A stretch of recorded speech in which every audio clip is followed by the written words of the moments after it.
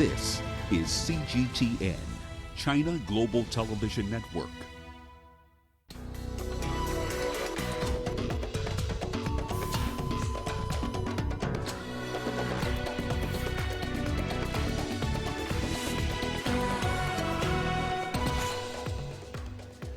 Sudan agrees to hand over former President Omar al-Bashir to the International Criminal Court. WHO health experts gather in Geneva as the coronavirus death toll rises above 1,000. And a French court hands Equatorial Guinea's vice president a $33 million fine over embezzlement. Hello and a very warm welcome to Africa Live on CGTN. I'm Lindy Mtongana in Nairobi. And with me is Uche Okoronkwo with a preview of your business news. Thank you, Lindy. And here's a look at what's coming up on Africa Live Biz. South African unions file an urgent court application to block job cuts at SAA.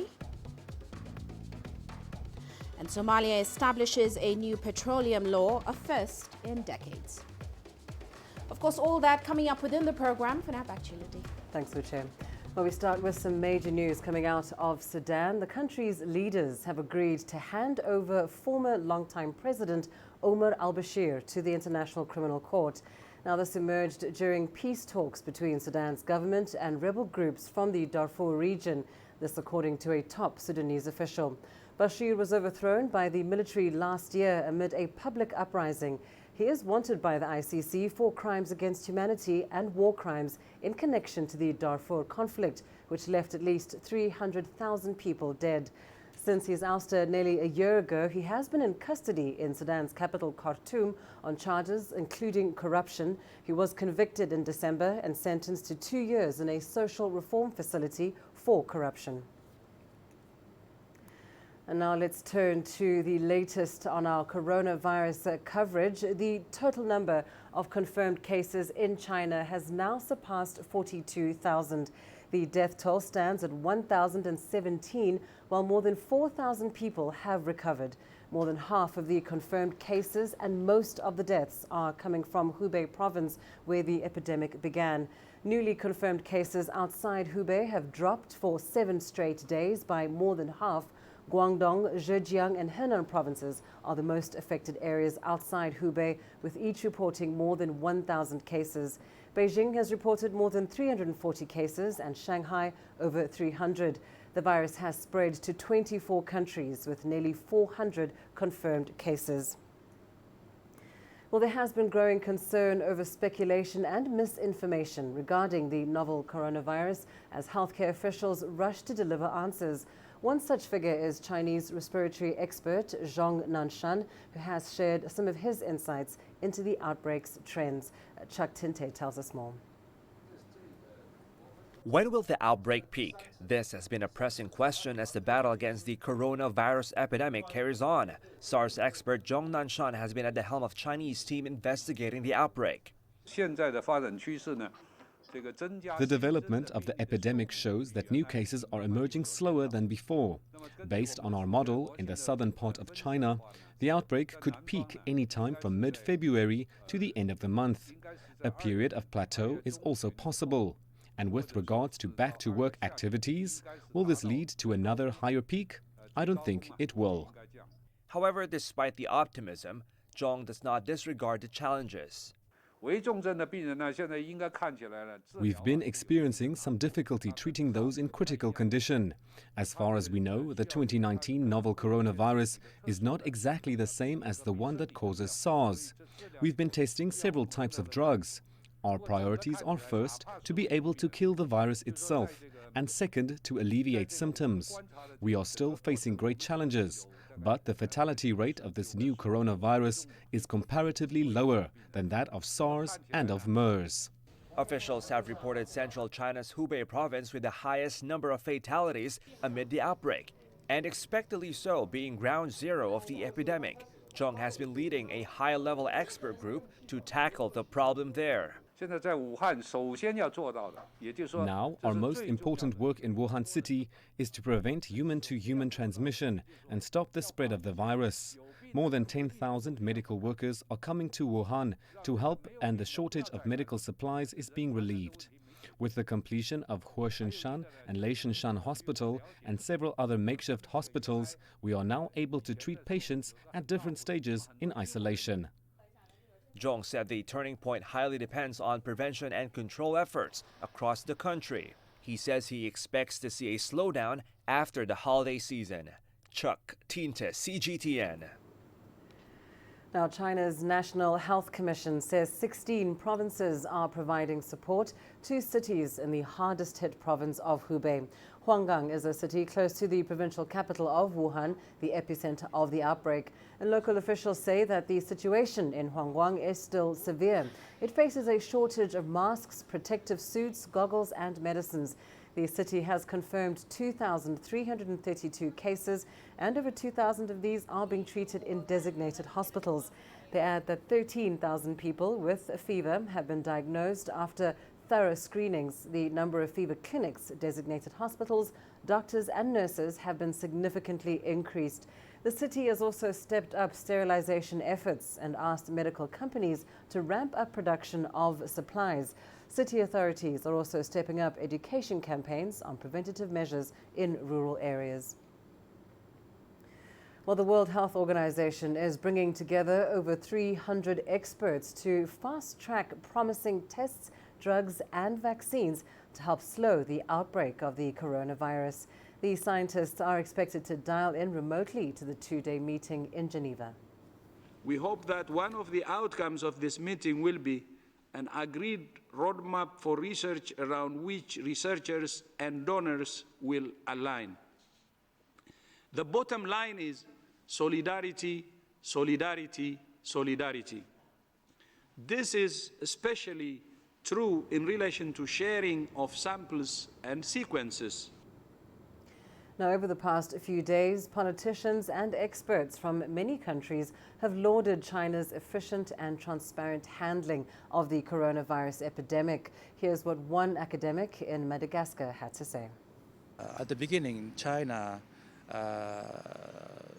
was very fast to identify the origin of the outbreak, and the communications also was very good to tell the outside countries and the World Health Organization about the sequence of the genome of the virus. And I think this is one of the good points. Secondly, China also has deployed many efforts in terms of infrastructure, finance, and in terms of medical equipment, medical personnel. It's amazing and it's an outstanding measure.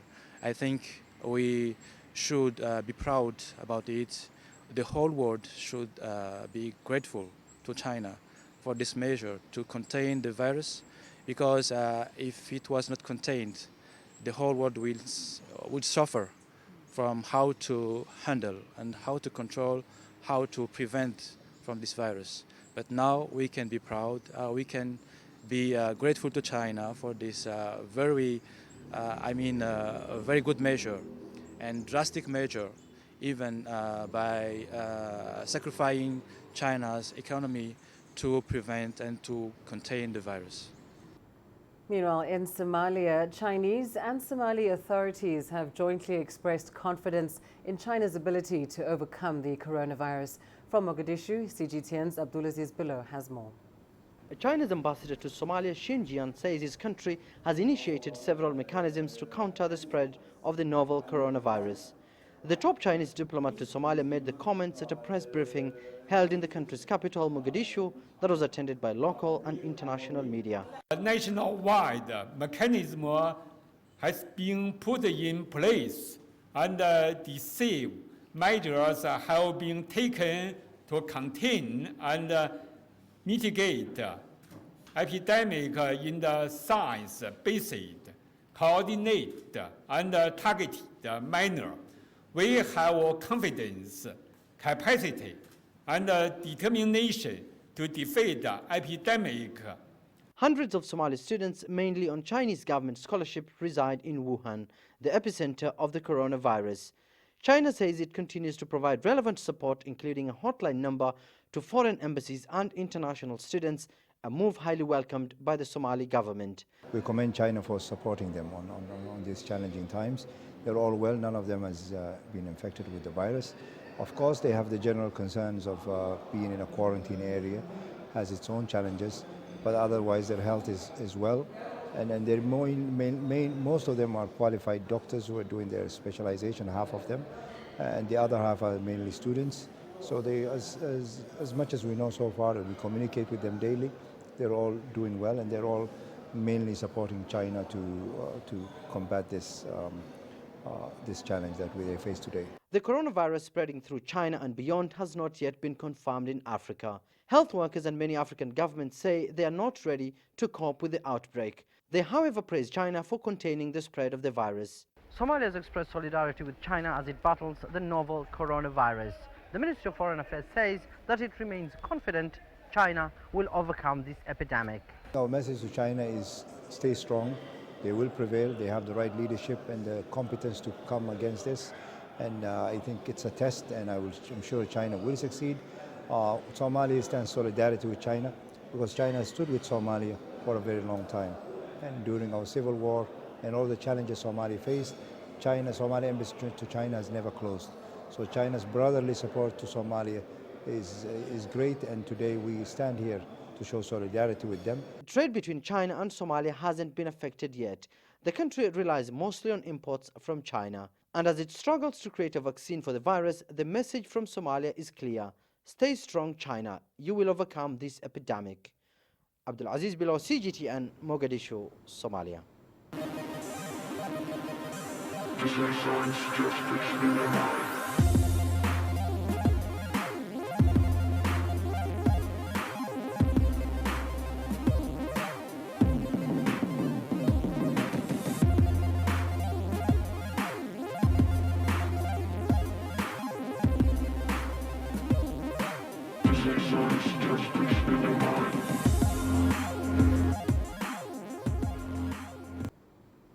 Let's turn to some other news now. Teodorin Obiang, the vice president of Equatorial Guinea, has been handed a $33 million fine by a Parisian court.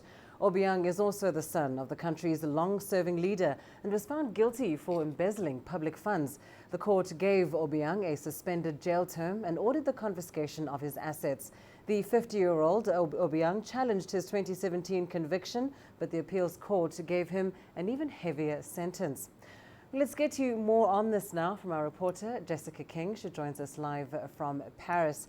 Jessica, this story, of course, has been littered with the details of Obiang's lavish lifestyle. But just tell us more about the case and how it's led to this $33 million fine. Yes, well, as you said, the case against Obiang was actually triggered around a decade ago by anti-corruption campaigners, and they have been working on providing evidence for this case for many, many years. But it was actually in 2017 that the vice president was found guilty of, as you say, embezzling public funds here in France, and was given a 3-year suspended sentence and that fine, a suspended fine of around $33 million. Now, at the time, the Paris prosecutor said that his fraudulent spending amounted to around 150 million euros, and the court heard about his jet-set European lifestyle, a lavish lifestyle involving high-end property here in Paris, luxury cars, artwork, jewelry and designer clothes. But Obiang had always denied the charges and said that his wealth had come from legitimate sources. So he challenged that conviction. But this week, again here in the French courts, they ruled against his and his lawyer's appeal. And as you say, they have refused to suspend that $33 million fine.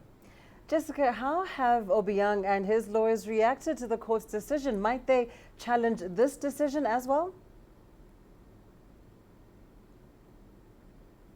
Well, as I said, they denied the charges, and Obiang himself wasn't present during the trial or the appeal. And previously, his lawyers have accused France of meddling in the affairs of a sovereign state. But could they take this appeal once again? As you say, well, there is one last option available to him and his team of lawyers, and that is a final last-ditch attempt at appeal. Now, that would be before France's highest appeals court for criminal cases, and we have yet to find out whether or not they will take it to that final step in this appeal case.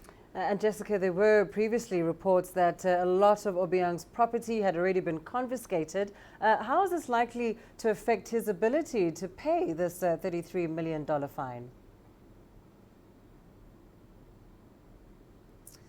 Yes, well, it's an interesting question. I mean, it's difficult to say, but reports allege that Obiang's personal wealth runs into the millions of dollars. But of course, that is very difficult to verify, and hard to say whether or not he and his team will decide to pay this fine now, or, as we said, to take it to the next stage and go to the final Court of Appeal.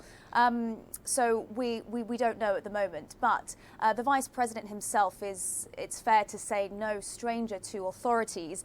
He's also been investigated in the past by the Swiss and the US authorities, and in 2016 Swiss prosecutors seized 11 luxury cars that belonged to Obiang, and they raised millions of dollars from the sale of those luxury cars, much of which went back to fund social works and projects in Equatorial Guinea.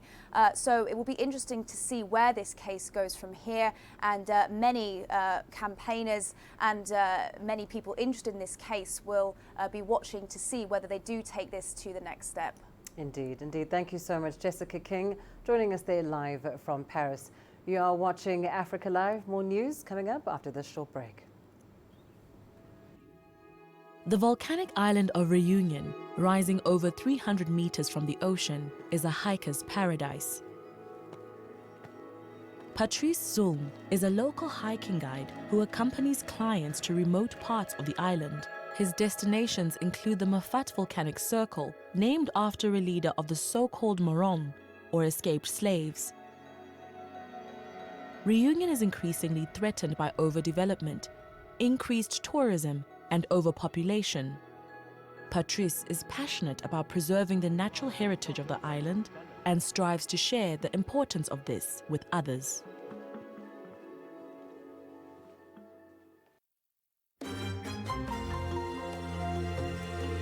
Africa Live. Find your voice.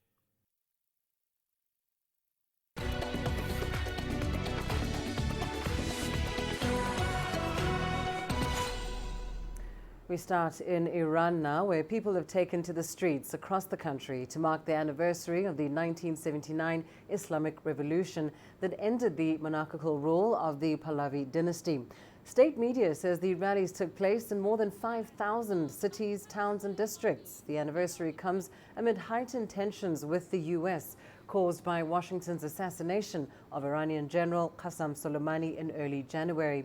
It also comes 10 days before parliamentary elections that are considered to be a popularity test for the administration of President Hassan Rouhani.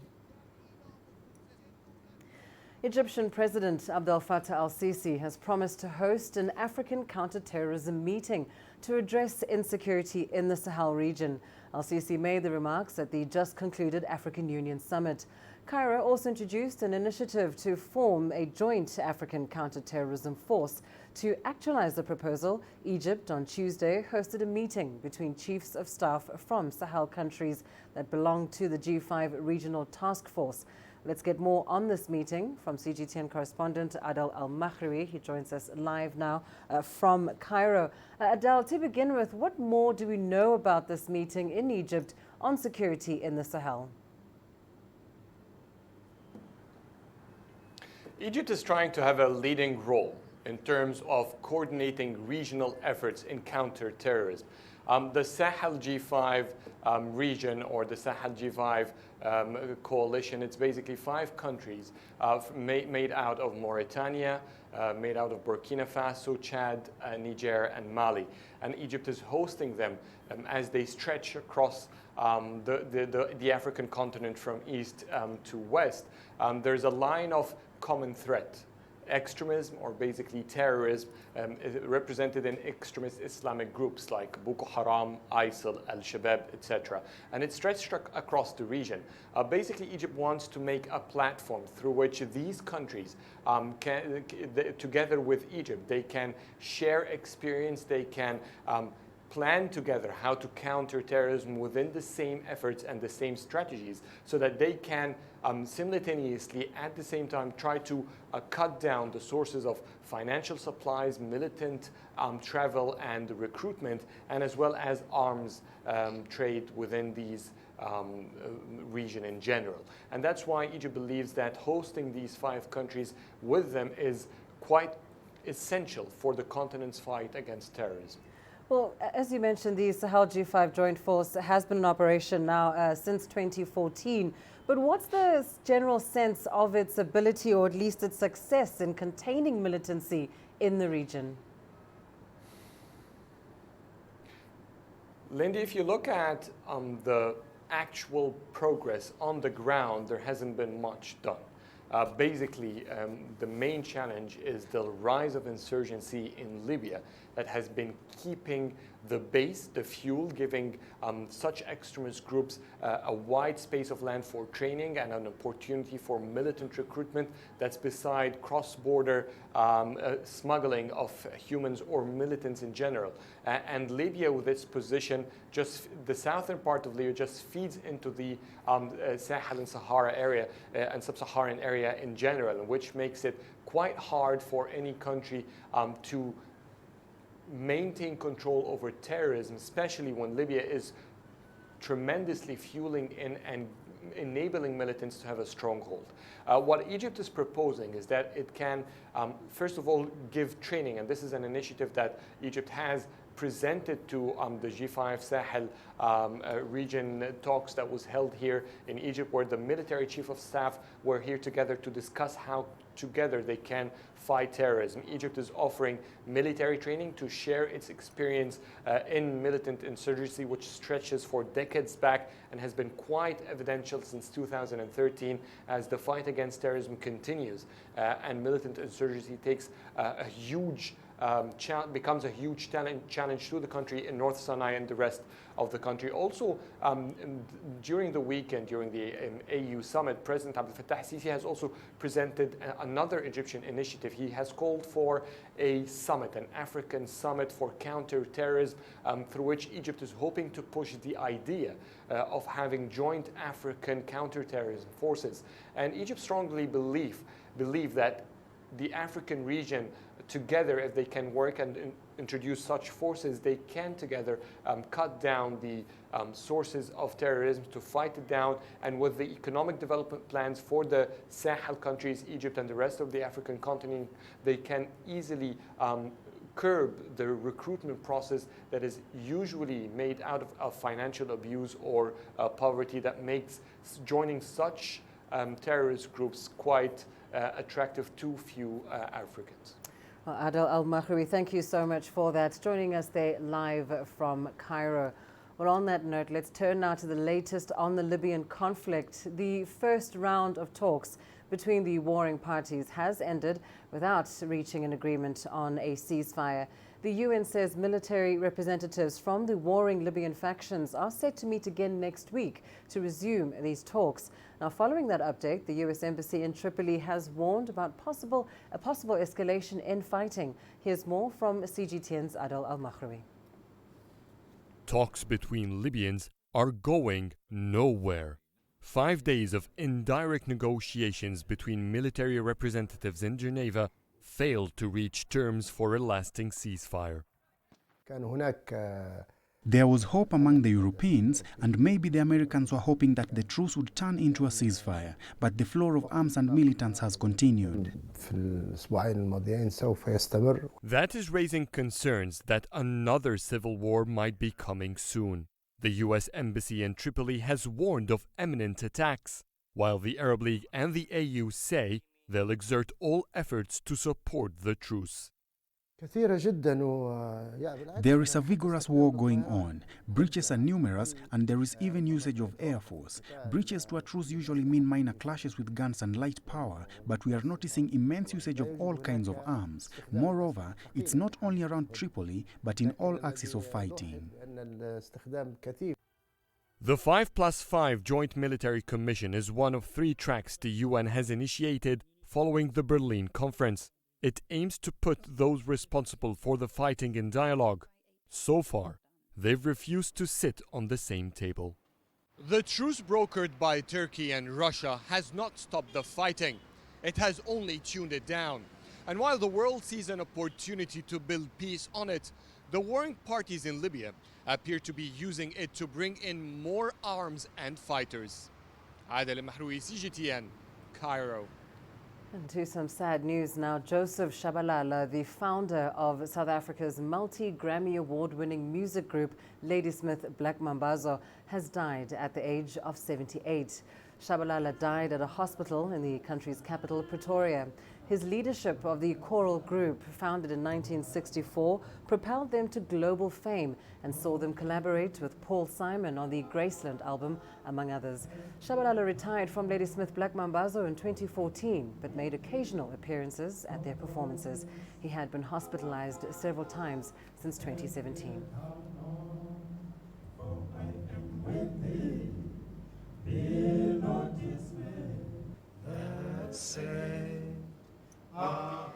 Let's now go to Uche for your latest business news. Thank you, Lindy. And coming up on Africa Live Biz. South African unions file an urgent court application to block job cuts at SAA.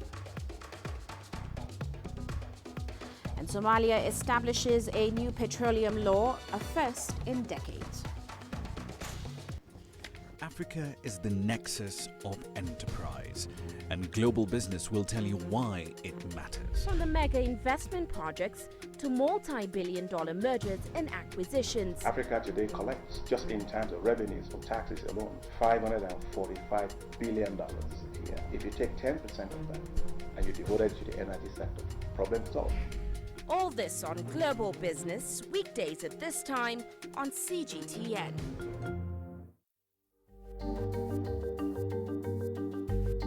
Africa Live. Find your voice.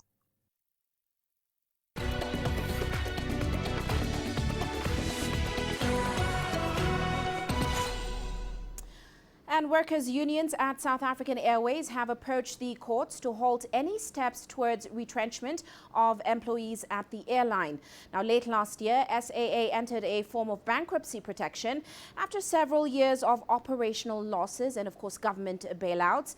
As a result, its business rescue practitioners announced plans to scale back almost all of the airline's domestic and certain international flights by the end of this month. Now, this was in a bid to further cut costs. SAA workers' unions, however, fear the decision could have a devastating effect on its employees. They want the practitioners to comply with the wage agreement, which was reached with SAA management in November last year. Well, staying with South African aviation, SA Express says it will appeal the Johannesburg High Court decision to place it under business rescue. The regional airline has been running at a financial loss for years. A logistics firm initiated the business rescue, claiming the airline owes it over $800,000. With more on this, here's CGTN's Sumitra Naidu. South African state-owned entities are falling into business rescue one by one. Business rescue practitioners are already putting measures in place to save SAA and Transnet. SA Express is on the same route. Auditor General of the Republic actually presented his findings on their financials for the 2018-2019 year. That SA Express, they recorded a loss of 590 million rand. as well as current liabilities, net liabilities of 374 million rand. And the cash generated from operating activities was sitting at negative, I think, 460 million rand. Over and above that, the AG actually made a disclaimer audit opinion, which basically means that the auditee, which is SA Express, couldn't provide evidence to support the state of its finances as reported in its financial statements. So that's really quite an important context to set for the business rescue process. It didn't just happen overnight. SA Express is planning to appeal the court ruling. It doesn't want to go under business rescue, but many argue that the airline may have to accept its poor fortunes. This shouldn't be seen as something bad. It's a process that's aimed to support financially distressed entities to allow them to continue their operations while a plan is made to restructure that business. And I actually think that's quite positive because SA Express plays a pretty important role in aviation, as every airline does. They carry in excess of 1.3 million passengers per annum. So I think this process will actually assist in supporting their future sustainability plans. The business rescue order has also angered the unions. We are expecting a meeting with the business rescue practitioner that's supposed to take place this week, where we're going to get more details about precisely what is facing our members. So once we've had that meeting, we will be in a better position to take a decision about the course of action in terms of how we defend our members. SA Express has a growing debt problem, and servicing that debt has become near impossible. Last year, government loaned the airline in the region of $100 million. But government too is running out of money. SA Express may just have to accept this business rescue. Sumitra Nadu, CGTN, Johannesburg, South Africa. Well, let's head to Nigeria now, where the parliament is set to receive a new version of the proposed petroleum industry bill by next week. The West African economy is aiming to pass it into law by mid-2020. For nearly 2 decades now, the bill has seen various versions under successive administrations, but none has managed to be signed into law. Now, the resulting uncertainty has left oil companies and investors uncertain about putting their money into Africa's largest crude producer. The most recent version of the bill was during President Muhammadu Buhari's first term. Disagreements between lawmakers, however, saw Buhari reject Parliament's efforts. And still on energy matters, a new petroleum law has successfully been established in Somalia for the first time in decades. The law sets out regulations regarding investment and sharing of resources between the capital Mogadishu and other federal member states. With more on this, here's CGTN's Abdulaziz Bilo. Somalia has signed into law a new petroleum legislation after it received an endorsement from both houses of parliament, ending years of deadlock among the country's politicians. The landmark legislation is now expected to set the stage for oil and gas exploration in the Horn of African nation for the first time in history. Today we are happy to announce that Somalia has put in place petroleum laws that will govern oil exploration. The law will help govern agreements between the government and international corporations, and the public will now be able to witness the extraction of natural resources in the country for the first time since we began doing surveys in the early 1950s. Seismic data by oil corporations have revealed significant oil and gas reserves in several parts of the country, a move analysts argue could help transform the country's economy. The law talks about the life cycle of petroleum, from exploration to discovery to appraisal to development and to production. The law also highlights how revenue will be shared between the national government and regional administrations. Somalia now hopes that the new law will attract big oil corporations. Big oil corporations are slowly beginning to make a comeback as the country's business environment continues to record drastic changes. Notable ones include Shell and ExxonMobil that have recently expressed interest in the exploration of oil and gas after they were forced to end all activities in the country during the civil war. With the new law in place, Somalia hopes to conduct several roadshows, mainly in Europe and the United States, in a bid to attract big multinational companies. The number of blocks, actually onshore there are too many, and offshore is twice the number of onshore wells or onshore blocks that we can get. The government will open an acreage like we opened 15 blocks quite recently, and work will be focused on that. Once we finish that, then we will move to another, we will open another area, maybe that will consist of 10 or another 15 blocks offshore, and work will happen on that. Meanwhile, the public has welcomed the latest signing, a move they hope will bring stability and job creation to young people who have been forced to endure decades of conflict. Abdul Aziz Bilo, CGTN, Mogadishu, Somalia. Meanwhile, American tech giant Google has cancelled plans to buy a 12.5% stake in Africa's largest wind farm.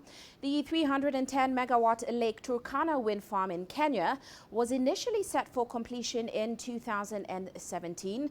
Now, Google had committed to buy the stake from Danish turbine manufacturer Vestas. Instead, delays relating primarily to the wind farm's transmission line have now led Google to cancel the deal. The $679 million Kenyan wind farm, comprising around 365 wind turbines and a high-voltage substation, would have been Google's second renewable energy investment in Africa. And a number of Tunisian and Libyan businessmen have called for the creation of a joint investment fund for the two countries. Experts have stressed the need to increase bilateral trade, which went down from $1.4 billion in 2010 to less than $700 million in 2019. Here's Adnan Shaushi with more. President of the Tunisian Chamber of Trade and Industry in Tunis reiterated the need to boost bilateral partnership between Tunisian and Libyan businessmen and investors. Libya remains Tunisia's major economic partner in the MENA region. We urge Tunisian trade banks to support Tunisian investors launch projects in Libya. The Tunisian-Libyan financial inclusion process remains vital to creating a business climate conducive to investment. Libya's long-term investment portfolio is a trading investment portfolio. Experts say its aim is to expand Libya's economic base and diversify income sources and create additional resources of foreign exchange. Libyan investment in Tunisia and Tunisian investment in Libya require a set of regulations and a modern legislation that experts are developing in order to cope with unprecedented economic and security challenges. The Union of Maghreb Banks called for increasing the number of banks in both countries and encouraged Tunisian banks to set up in Libya, while urging the Tunisian parliament and government to attract Libyan investment in various sectors. Tunisia must limit the useless restrictions on Libyan funds and businessmen. The state can facilitate their stay so that the Libyan investors stay in Tunisia instead of opting for Turkey or the Emirates and other destinations. Economists stress that Tunisian and Libyan states will not be able to develop bilateral trade without the support from the private sector, which can boost investment in North Africa. Experts have recommended speeding up the creation of free trade zones between the two countries near the border regions of Bingerden and Hiba, while encouraging Libyan investors active outside the Arab Maghreb to launch projects in Libya and Tunisia. Aden Shawishi, CGTN, Tunis. Now, the novel coronavirus outbreak has disrupted people's lives across China in different ways. CGTN's Zhu Mengqi now explores how farmers are struggling to sell their produce. All in all, for every 10,000 chickens, we lose about 80,000 RMB, at least 80,000. Some may lose more than 90,000. Generally, between 180,000 to 190,000 RMB. Wang Dafu farms about 120,000 chickens on the outskirts of Wenzhou. Now that the pneumonia is quite serious, I disinfect the sheds once a day. I used to do it once every 3 days. But the outbreak has had a negative effect of demand across the country. Because the markets are closed, there is nowhere to sell the chickens. They must be butchered and frozen first. Livestock and poultry farmers aren't the only ones affected. Vegetables, too, have been rotting in the field. 大叔，您是拿了什么过来？花菜。花菜，全是花菜是吗？有多少呀？大概？100多斤。以前是大概有多少呢？以前有的时候旺季的时候，1000多斤。 The reduced output, farmers say, is due to labor shortages. And because there are now restrictions on people's movement, vegetables are sold through cooperatives that have special grants to transport food supplies. Before the epidemic, farmers grew and sold vegetables by themselves. Now the Agricultural Bureau in the township and in the district paired us with institutions and communities in the city, and farmers sell through our platform. Well, that's all for now on Africa Live Biz, but coming up later on Global Business Africa, the World Bank raises concerns over lenders giving loans to already financially burdened countries. Of course, more on that coming up top of the hour. For now, back to you, Lindy. Thanks, Uche. Let's take a short break, but here's what's still ahead on the program. Coming up, young Chinese employees of an internet company speak about their first Spring Festival in Nigeria. The greatest journeys, the greatest sights, the greatest adventures. Here in Kanater, this weir allows the locals to walk on water. We're far more than just TV news. We're your passport to the wonders of Africa.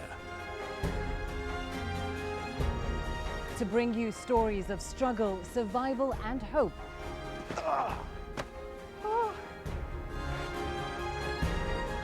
So let's explore.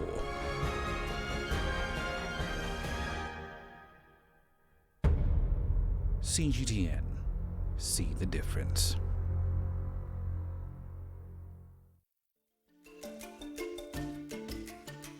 Africa Live. Find your voice.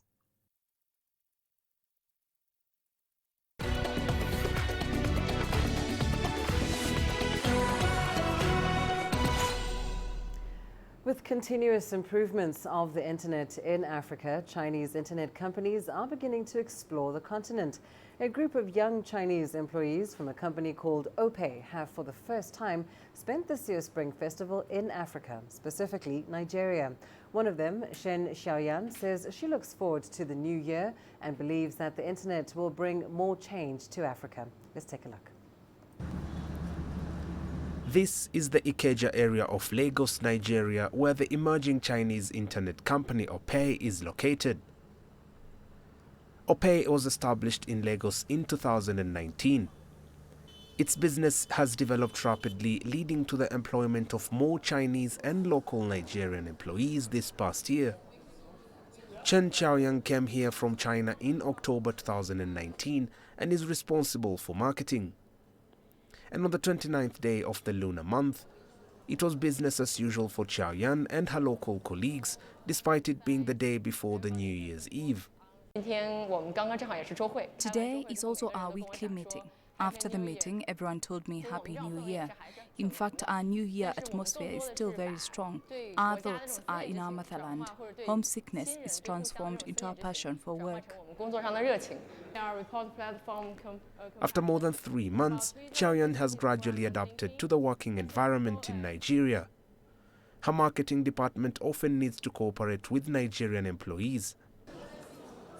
She says she's impressed by the enthusiasm shown by local colleagues for her work, and both parties are now familiar with each other's working methods. Our entire marketing team, everyone is willing to accompany me to work overtime. We go brainstorming together. We do a lot of promotional activities. The whole atmosphere is very infectious to me. It makes me feel that there's no difference between me in Africa and the internet companies in China. Spending the new year in Africa made Xiaoyan feel deeper about the meaning of home. On the first day of the new year, I made a video call with my parents and a video call with my grandpa. For the first time, I felt very deeply that I should spend more time with them. The experience abroad has made me feel that family is very important to me. And on the day of New Year's Eve, the company held a large dinner party. Most of the Chinese colleagues were spending the Spring Festival in Africa for the first time. They gathered to watch the Spring Festival gala and made dumplings together. I only experienced this temple fair when I was a child. At my age, experiencing this makes me feel so nice. I feel like a child again. If I could only describe it, I would say that this year's Spring Festival is full of strength. Our business is running fast, and I'm constantly outputting my value in the workplace. I have learned a lot from this traditional culture. Chow Yan attended the Spring Festival Temple Fair in Lagos on the first day of the new year. Opay is mainly engaged in internet travel and payment business. There is still a lot of room for development in Nigeria in these two markets, and Chow Yan hopes she will bring more changes to local lives. Mohammed Abubakar, CGTN. Coming up in your sports news, up next. Grand Slam finalist Anderson beats Harris to win the 2020 South Africa Rising Stars tennis tournament.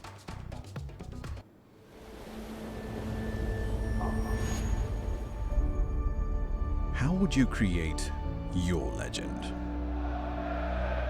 On the fields, on the tracks, in the arenas of Africa. Were you born to be a player? Could this moment be yours?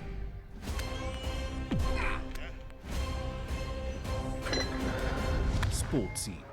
Find your game.